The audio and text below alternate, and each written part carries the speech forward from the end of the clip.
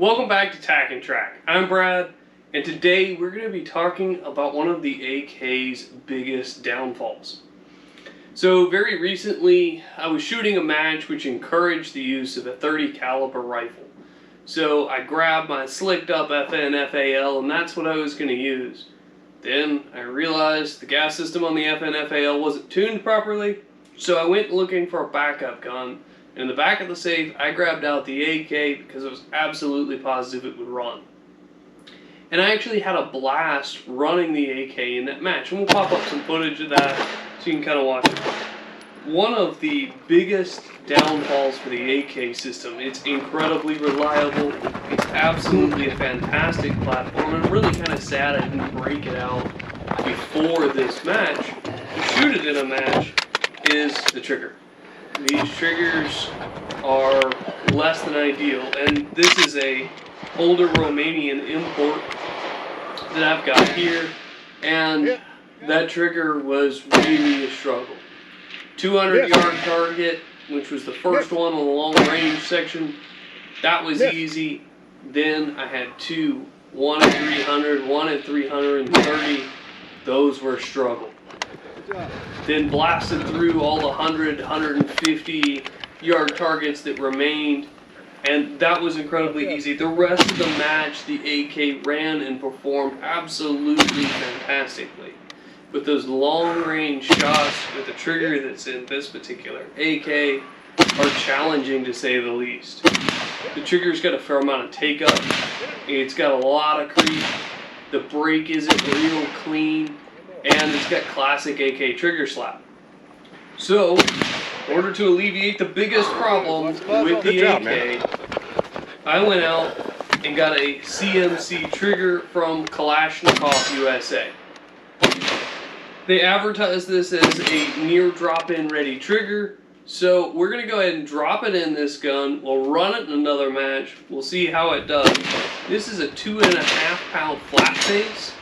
So it should, if everything works right, make this gun absolutely fantastic. But the one thing that I really don't want to give up on my AK is its incredible reliability.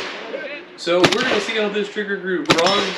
We're going to put it through a match. We're going to see if we can't bring this old school Romanian AK into the modern era. And that, to me, is the first step, the biggest thing that we can do to improve this AK. So let's see how it works. Go, sir. Flying this thing in here. All right, we're cold over here. 177.23. That's fast time so far. All right, so we've gotten the trigger installed in the gun. If that is something that you're worried about, it's actually quite easy to put the trigger in. If you're familiar with working with AK triggers at all, getting the old one out was actually more difficult than putting the new one in. And they've got a great video on YouTube on how to do the installation on this trigger. Now the instructions do say send it to a qualified gunsmith, and of course that's always a good idea. But if you're familiar with these platforms, I don't think you'll have a problem at all putting this trigger in by yourself. It's not quite as easy as a drop-in AR trigger. Pretty much anytime you're working with an AK, it's going to be a little bit more difficult. So this trigger's been in this gun for about 2 months. So we had an opportunity to shoot it in a match, and the match that we shot it in gave us a few unique opportunities to explore this trigger. It was a buddy prac-tac match, which means me and Gil shot the match together as a team. I won't say that the match went particularly well for us. It was a little bit cold, and we didn't do so well in the cold, but the gun ran great and the trigger worked fantastically. One note when you are installing this trigger into the gun is you do need to be sure that you set the height of the trigger correctly. You need to be sure you do a functions test on this thing before you take it out. The nice thing about the buddy match too is I had an opportunity to shoot another AK back-to-back with this one that already had an upgraded trigger in it. So that was really nice to be able to do. We also shot the PSL here behind me with this guy as well, and if you're not familiar with the PSLs, they are somewhat of an AK derivative. and they do have a very good trigger in them as well. The particular trigger that was in this gun, even for AKs, was quite terrible. And AKs aren't known for the best triggers, but it was a particularly bad one. So it's been nice to get this upgraded. One of the things I wanted in a trigger is one that didn't stand out as being a vastly obvious upgrade. Now, when we do look at this, we will see it does have a flat face on the trigger, so you can tell that it's been modified, but it doesn't stick out from across the room. It's not bright red or anything like that, and it makes a very, very good upgrade to this gun without ruining the cosmetic appeal of an AK.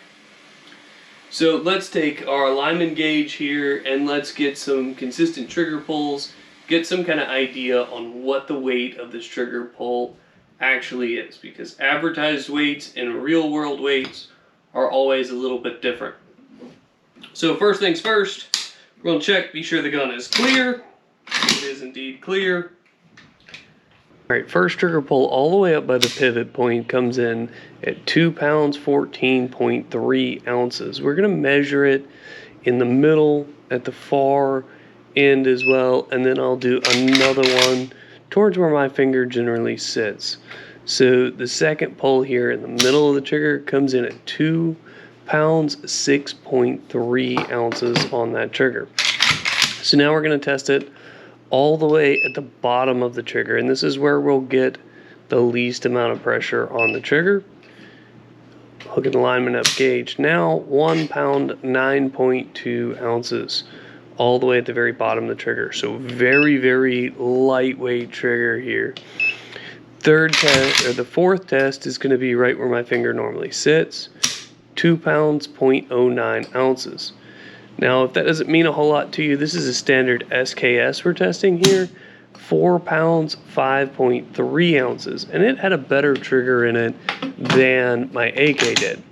So we'll do one more test on the SKS just to kind of get you guys a reference point, and it comes in at 4 pounds 7.5 ounces. Alright, so with that being said, let's take a look at how much take-up we have in this trigger. We're going to pull this real fast. Very, very little take-up. A decent wall. Not the best wall I've ever felt, but decent little wall, very little take-up. So let's look at reset here. I'll let this come back and see where the reset is. Reset's right there. So once again, a little bit further on the reset than the very, very best AR triggers out there, but still extremely good. If this was an AR trigger, I would not be disappointed in the performance level of this trigger. And really, it's done very, very well on both the take-up and the reset points. The wall could be a little bit better, but it's not bad. And the rest of the trigger more than makes up for that little bit of a lack of wall. And certainly better than any other AK trigger that I've ever run. So if the question is this the right trigger for my AK or your AK? I think the answer is most definitely yes. I've had absolutely fantastic performance with this trigger, and I really feel like it transformed my AK into a modern platform that is competitive and good in the world of ARs. And it's something to really be enjoyed, and I'm extremely happy with how this trigger performs. So go out and get you one. You won't regret it. You already hit that one. Little public service announcement though. You need to shoot in the cold if you haven't done it before. If you look at this, a lot of shake, just absolutely trembling at those, 200-yard targets or whatever those are there. Makes it almost impossible. This is something you should definitely practice, and it really hurt us in this match not having done this before. I hope we answered all the questions that you guys may have on this trigger. If you have any more though, don't hesitate to comment. Pistol. And please, You. like and subscribe, and help us promote 2A content here on YouTube. Thanks, guys.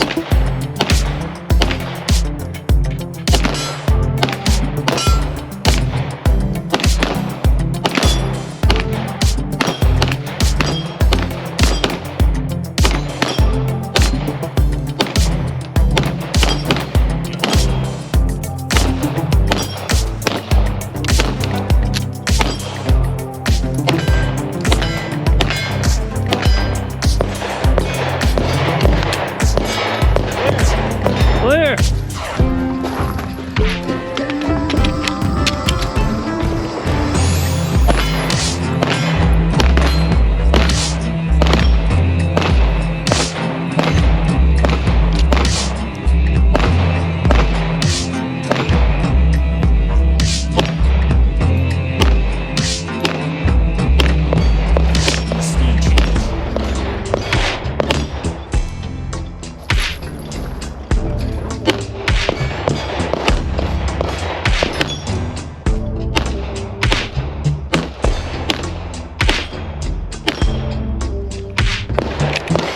Clear.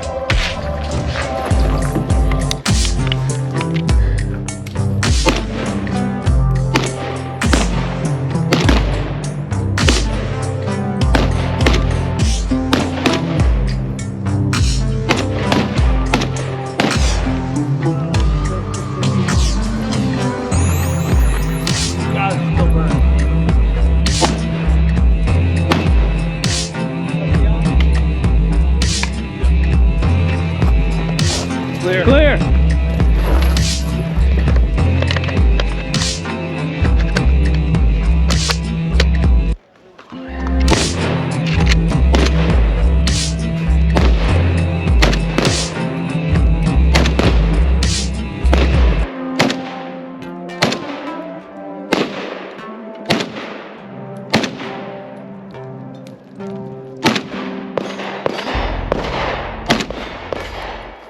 Finish.